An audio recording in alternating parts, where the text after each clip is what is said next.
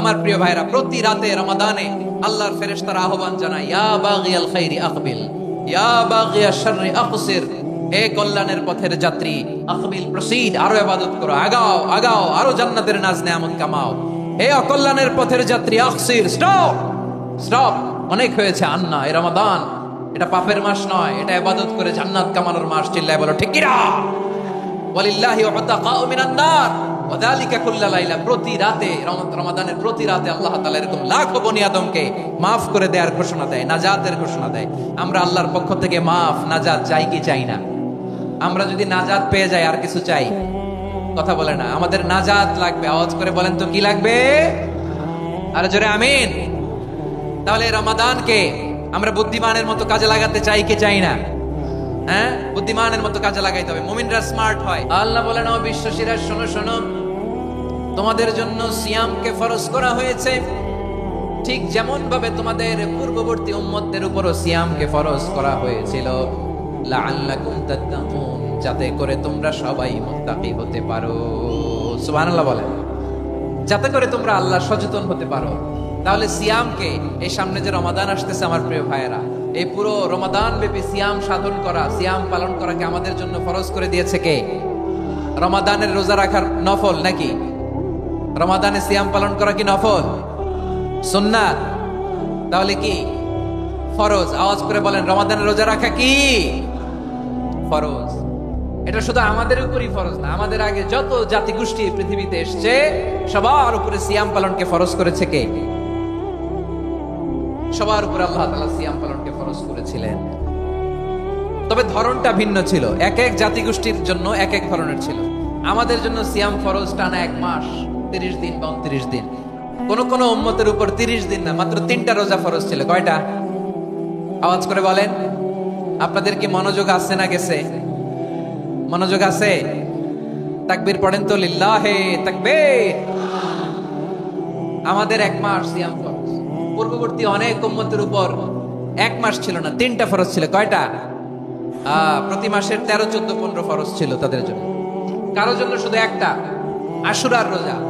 কোন কোন উম্মতের জন্য 10টা। কোন কোন উম্মতের জন্য রোজা ফরজ ছিল মৌনতার রোজা, আরবিতে বলে সওমুল ইনসাত, মানে সারাদিন খেতে পারবে, পান করতে পারবে, স্ত্রীর সাথে মেলামেশা করতে পারবে, কিন্তু কথা বলতে পারবে না। কথা বললেই তাদের রোজা ভেঙে যেতে। পড়েন সুবহানাল্লাহ। কি অদ্ভুত ব্যাপার! মৌন সম্মতির রোজা। যেমনটি সাইয়্যিদাতুনা মারিয়াম আলাইহিস সালাম বলেছেন, ইন্নী নাযারতু লির-রাহমানি সাওমা ফালান উকাল্লিমাল ইয়াওমা ইনসিয়া। তিনি বলেছেন, আজকে আমি রহমানের জন্য, মানে আল্লাহর জন্য রোজা মানত করেছি, আজকে আমি কারোর সাথে কথা বলতে পারবো না। তো রোজা রাখলে কথা বলতে পারবে না কেন? কারণ ওই শরীয়তে রোজার বিধান ছিল সকাল থেকে সন্ধ্যা খেতে পারবেন, পান করতে পারবেন, কিন্তু কথা বলতে পারবেন না। কথা বললেই রোজা ভেঙে যেত। সুবহানাল্লাহ বলেন। তাহলে সব জাতিগোষ্ঠীর উপরে রোজা ফরজ ছিল, কিন্তু ধরনটা ভিন্ন ছিল। মজার ব্যাপার হচ্ছে, আপনি বর্তমানেও বিভিন্ন ধর্মের দিকে তাকান, বৌদ্ধ ধর্ম, হিন্দু ধর্ম, খ্রিস্ট ধর্ম, তাদের মধ্যেও রোজা আছে। ইংরেজরা, খ্রিস্টানরা এটাকে বলে ফাস্টিং। কি বলে? ফাস্টিং। আমাদের হিন্দু ভাইয়েরা বলে উপবাস। তারা কি বলে? উপবাস। আবার এখন আন্দোলনেরও একটা মাধ্যম হয়েছে এটা, না খেয়ে থাকা। এটারে বলে অনশন। এটারে কি বলে? অনশন ধর্মঘট। মানে আমাদের দাবি না মানলে আমরা খাবো না, রোজা রাখলাম। আছে না নাই? তারপরে আধুনিক বিজ্ঞান এটার একটা নাম দিয়েছে না খেয়ে থাকাকে, অটোফিজি। কি বলে? অটোফিজি। জাপানের এক চিকিৎসা বিজ্ঞানী এই অটোফিজির উপর গবেষণা করে সে নোবেল পেয়েছে। সুবহানাল্লাহ পড়বেন না? এজন্য আল্লাহ তাআলা আমাদের জন্য গোটা রমাদানে এই সিয়ামকে ফরজ করে দিয়েছেন। আওয়াজ করে বলেন আল্লাহু আকবার। রাব্বুল আলামিন বলেন, ইয়া আইয়ুহাল্লাযীনা আমানু কুতিবা আলাইকুমুস সিয়াম। সিয়ামকে তোমাদের উপরে ফরজ করা হয়েছে, কামা কুতিবা আলাল্লাযীনা মিন ক্বাবলিকুম, যেমনি তোমাদের পূর্ববর্তীদের উপর রোজা ফরজ করা হয়েছিল, লাআল্লাকুম তাত্তাকুন, যাতে করে তোমরা আল্লাহ সচেতন হতে পারো, যাতে করে তোমরা মুত্তাকি হতে পারো। লাআল্লাকুম তাত্তাকুন, যাতে করে আমরা আল্লাহ সচেতন হতে পারি, আল্লাহ কনসিয়াসনেস আমাদের মধ্যে গ্রো করে। এটা হচ্ছে রোজার prime objective, the prime objective of সিয়াম। অনেকে জিজ্ঞেস করলে অনেকে বলে রোজার মূল উদ্দেশ্য হচ্ছে না খেয়ে থাকা। না। অনেকে বলে গরিবদের কষ্ট অনুধাবন করা রোজার উদ্দেশ্য। না। রোজার উদ্দেশ্য কি? সিয়াম পালনের উদ্দেশ্য কি? এটা আল্লাহ তাআলা স্পষ্ট এই আয়াতের পেছনে বলেছেন যে লাআল্লাকুম তাত্তাকুন, যাতে করে তোমরা আল্লাহ সচেতন হতে পারো, আল্লাহ ভীতি তোমাদের মধ্যে গ্রো করে, গড কনসাসনেস, আল্লাহ কনসাসনেস, আল্লাহ সচেতনতা যেন বাড়ে, দ্য সেন্স অফ অ্যাকাউন্টেবিলিটি, আল্লাহর সুপ্রিম কোর্টের কাঠগড়া এই দুনিয়াতে আমি যাই করলাম তার সবকিছু যে পাই টু পাই হিসাব দিতে হবে, এই sense, to enhance the sense that whatever we do Allah is watching me. আপনি যাই করেন কেউ দেখে না, কিন্তু দেখে কে? শুরুতেই তো জিজ্ঞেস করেছিলাম যে কেউ যেটা দেখে না সেটা দেখেন কে? কেউ যেটা শোনে না সেটা শোনেন কে?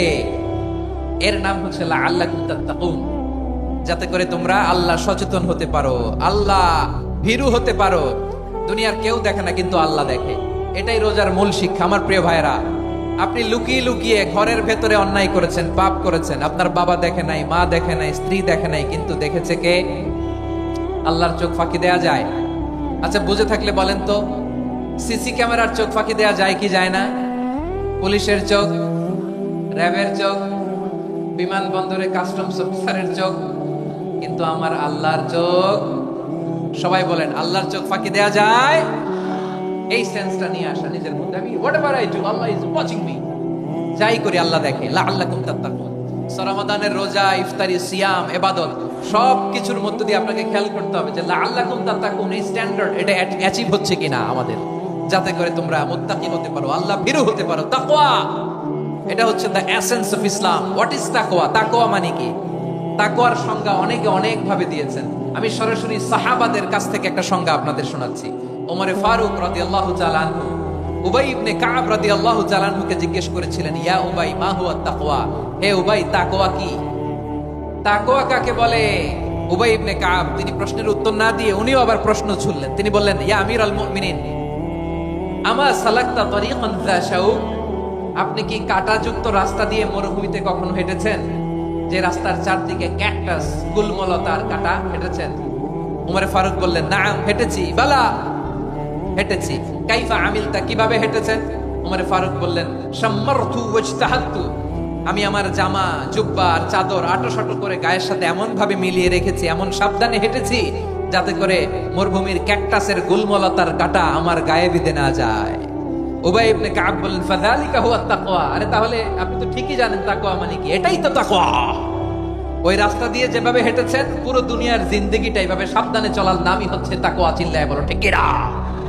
এই দুনিয়াতে পাপ পঙ্কিলতা থাকবে, শয়তানির হাতছানি থাকবে, অপরাধ প্রবণতা থাকবে, নফসের খায়েশ থাকবে, অন্যায়ের হাতছানি থাকবে, সব কিছুকে দলে মুচড়ে পেছনে ফেলে সাবধান হয়ে এই দুনিয়ার সিরাতুল মুস্তাকিমের পথে চলতে হবে। যে রাস্তা শুরু হয়েছে দুনিয়াতে, শেষ হয়ে গিয়েছে আল্লাহর জান্নাতের ভেতরে। চিল্লায় বলেন ঠিক কিনা? আমার প্রিয় চাঁপাইনবাবগঞ্জের ভাইরা, এটার নামই তাকওয়া। উবাই ইবনে কাব বললেন, ও আমিরুল মুমিনিন, ওই কাঁটাযুক্ত গুলমলতার রাস্তার মধ্যে ঠিক যেমনি সাবধান হয়ে আপনি হেঁটেছেন, এই দুনিয়ার বুকে ওই সাবধান হয়ে চলার নাম হলো তাকওয়া। সুবহানাল্লাহ। এজন্য রব্বুল আলামিন বলেন, লা তুদরিকুহুল আবসার ওয়া হুয়া ইউদরিকুল আবসার ওয়া হুয়াল লাতীফুল খাবীর। তিনি এমন সত্তা, দুনিয়ার কোন চোখ তাকে দেখে না, কিন্তু দুনিয়ার সবগুলো চোখকে, সব মানুষের অ্যাক্টিভিটিসকে, আরশের উপর থেকে সব কিছু মুহূর্তে মুহূর্তে দেখতে পান কে? তাহলে তাকওয়া কারে বলে বুঝতে পারছেন? হ্যাঁ, দুনিয়াতে সাবধানে চলার নাম তাকওয়া। কেউ দেখে না কিন্তু আল্লাহ দেখে। এই সেন্স, এই জবাবদিহিতার ভয়, দ্য সেন্স অফ অ্যাকাউন্টেবিলিটি, এই সেন্স নিজের মধ্যে গ্রো করার নাম হচ্ছে তাকওয়া। আর এই সিয়াম পালন করার প্রাইম অবজেক্টিভ অফ সিয়াম হচ্ছে লাআল্লাকুম তাত্তাকুন। আওয়াজ করে বলেন, লাআল্লাকুম তাত্তাকুন। আমার রমাদান এটা এমন এক বরকতের মাস, যে মাসে আমরা নিজেদের নাফসের উপর নিয়ন্ত্রণ প্রতিষ্ঠা করি। সারা বছর নাফস আমাদেরকে নিয়ন্ত্রণ করে, আর রমাদানে আমরা নাফসকে নিয়ন্ত্রণ করি। কথা বুঝতেছেন? সারা বছর নাফস আমাদেরকে নিয়ন্ত্রণ করে। এই যে এখন আমার খেতে মনে চাইলে যে খেজুর রাখ, আমি খেজুর খেতে পারবো, নাটস আছে, বাদাম খেতে পারি। খাইতে মন চাইলে পানি, আমার রুহুটা চায়, আমার নাফসটা খেতে চায়, আমি খেতে পারি, পান করতে পারি। বিবাহিতরা দিনের বেলায় স্ত্রীর সাথে মেলামেশা করতে চাইলে করতে পারে, কিন্তু রমাদানে দিনের বেলায় খেতে মনে চায় কিন্তু আমরা খাই। আমার প্রবৃত্তি খেতে চায় কিন্তু প্রবৃত্তির কথা আমরা শুনি, কথা কয় না। রমজানে খেতে মন চাইলে আমরা খাই, তৃষ্ণায় গলা ফেটে যায়, গলার ছাতি ফেটে যায়, কিন্তু এক ঢোক পানি কি আমরা গিলি? বিবাহিতরা দিনের বেলা স্ত্রীর সাথে কি মেলামেশায় যায় না? তার মানে সারা বছর নফস আমাদেরকে নিয়ন্ত্রণ করে, আর রমাদানে এই নফসের উপর আমরা নিয়ন্ত্রণ প্রতিষ্ঠা করি। নফসের লাগাম আমরা রমাদানে টেনে ধরে, চিল্লায় বলেন ঠিক কি না? এজন্য আমার প্রিয় ভাইয়েরা, নফসের উপর নিয়ন্ত্রণ নিতে চাইলে রমাদানের রোজার কোনো বিকল্প নাই। এটা এমন মাস যে এই মাসের ফজিলতেরও কোনো শেষ নাই। এই মাসকে বলা হয় দ্য মান্থ অফ হোপ। এটা আশা জাগানিয়া মাস। রমজানের কথা শুনলে আশা জাগে না হৃদয়ে? হ্যাঁ, ইদা জা রমাদান ফুতিহাত আবওয়াবুস সামা ওয়া গুল্লিকাত আবওয়াবু জাহান্নাম ওয়া সুফিদাতিশ শায়াতিন। রমাদান আসলে আকাশের দরজাগুলো খুলে দেওয়া হয়, মানে জান্নাতের। জাহান্নামের দরজাগুলোকে লক করে দেওয়া হয়, শয়তানকে চেইন আপ করা হয়। ইবাদত করলে শুধু করতেই মনে চায়, চিল্লায় বলেন না সুবহানাল্লাহ। রমজানে ইবাদতে যে মজা পাওয়া যায়, সারা বছর অন্য কোনো মাসে এই মজা আপনি পান? আমার চাঁপাইনবাবগঞ্জের ভাই আওয়াজ করে বলেন না, রমজানে ইবাদতে যেই মজা অন্য মাসে এটা পান? কারণ রমজানে ইবাদত করলে সওয়াবও বেশি, ইবাদতের একটা পরিবেশ থাকে, ঠিক কিনা বলেন?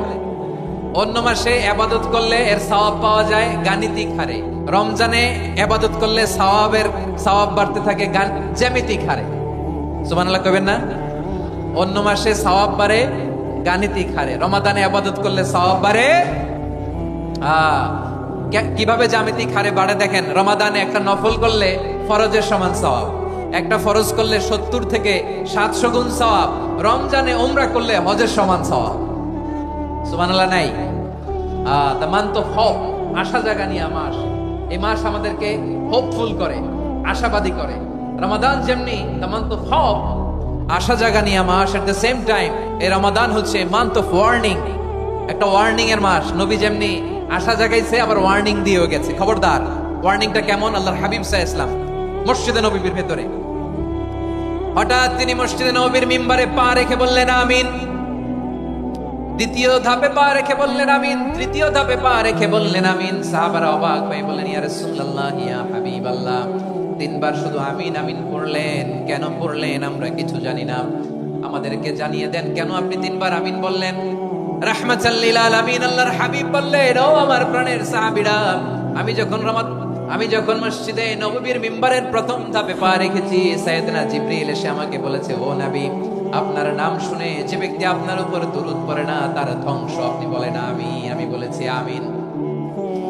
দ্বিতীয় ধাপে পা রাখার পর সাইয়েদনা জিবরিল বললেন, ইয়া রাসূলুল্লাহ, মাতা পিতাকে বার্ধক্য অবস্থায় পেয়ে তাদের সেবা করে, তাদের সাথে সদাচরণ করে যে সন্তান জান্নাত কামাতে পারলো না, তার জন্য ধ্বংস। আপনি বলেন আমিন। আমি বলেছি আমিন। আবার মিম্বারের তৃতীয় ধাপে ঠিক যখনই আমি পা রাখলাম, সাইয়েদনা জিবরাইল বললেন, নবী, রমজান মাস পাওয়ার পরে এই মাসে ইবাদত করে যে ব্যক্তি নিজের গুনাহ মাফ করাতে পারলো না, তার জন্য ধ্বংস। আপনি আওয়াজ করে পড়েন আমিন। কত বড় ধমক, কত বড় ওয়ার্নিং দেখছেন। যে রমাদান পেয়েছে কিন্তু রমাদানের ইবাদত করার মধ্য দিয়ে সে নিজেকে জাহান্নাম থেকে মুক্ত বানাতে পারলো না, তার উপর আল্লাহ লানত, তার জন্য ধ্বংস। সাইয়েদনা জিবরাইল বলেছেন আমিন, স্বয়ং বিশ্বনবীও বলেছেন আমিন। আওয়াজ করে পড়েন নাউযু বিল্লাহ। তাহলে রমজান আসবে আর আমরা নিজেদেরকে জাহান্নামীদের লিস্ট থেকে নাম কাটিয়ে জান্নাতীদের লিস্টে উঠাতে পারবো না। এর চেয়ে বড় হতভাগা কি আর কেউ থাকতে পারে? আওয়াজ করে বলেন। তাহলে রমাদানের এই রহমত, বরকত, মাগফিরাত, ফজিলত আমাদের কামাই করার দরকার আছে না নাই?